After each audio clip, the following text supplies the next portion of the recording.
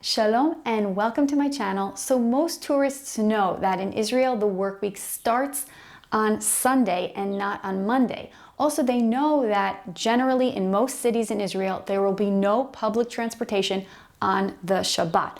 But what sometimes they don't know is that there are also a lot of Jewish holidays. Some holidays are a regular workday, like Purim, for example. You'll have regular public transportation.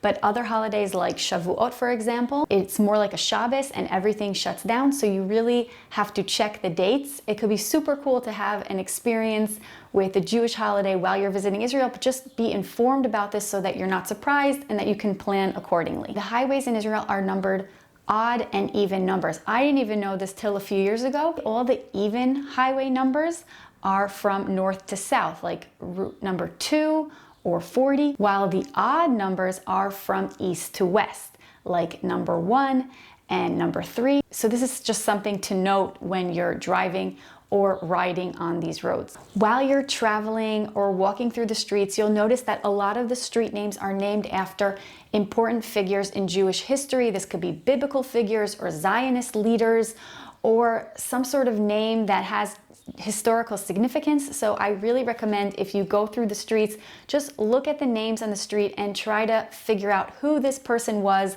what their history was, and how he has to do with Israel. You can learn so much just by knowing the names of the streets that you're walking through. The currency is called the new Israeli Shekels, NIS, but it's important to note that when you're in the supermarket or the market, people will say shekel or shkalim.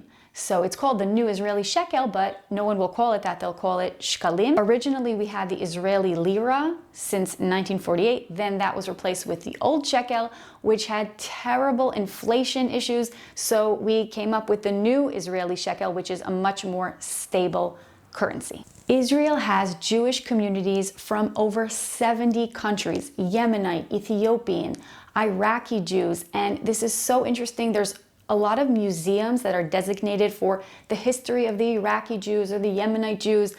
I highly recommend these museums. Also, there's the Ano Museum in Tel Aviv, which has all of these cultures in one museum. Fascinating history. You could find all these original cuisines, like special restaurants in all of these different cuisines, as well as regular Western cuisine. You might notice that in cemeteries on the gravestones, people don't put flowers, but rather small stones.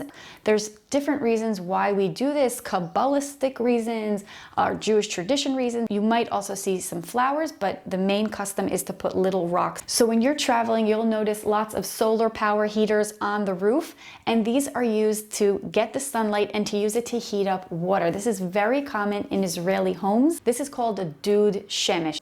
As a tourist staying in a hotel, you might not notice this because the hotel will have a generalized water system, but in most homes, or if you stay in an Airbnb, they will have this solar system. But don't worry, because they will almost always have an electric backup where you will need to time it in advance and maybe wait a little bit if you want to take a hot shower. Religious dress codes at holy sites. So most tourists know this, but if you're visiting the Western Wall or holy places in Israel or mosques or different places like that, they will want you to generally wear modest clothing. They might want you to maybe cover your shoulders or cover your knees or something like that. So if you go to these places, try to make sure that you come in modest dress. So the last one is that public bathrooms don't always have toilet paper. So this is something that obviously not only in Israel, but in other countries. And if you're a world traveler, you know this already, to always have toilet paper in your bag.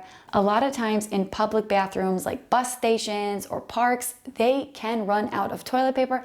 So make sure you bring your own to these places. So hope you enjoyed these interesting things that you should know as a tourist. If you enjoyed this video, please give it a thumbs up. Shalom from Israel, and I hope to see you in my next video. Solar power showers are the norm here. So if you're visiting, so if you're visiting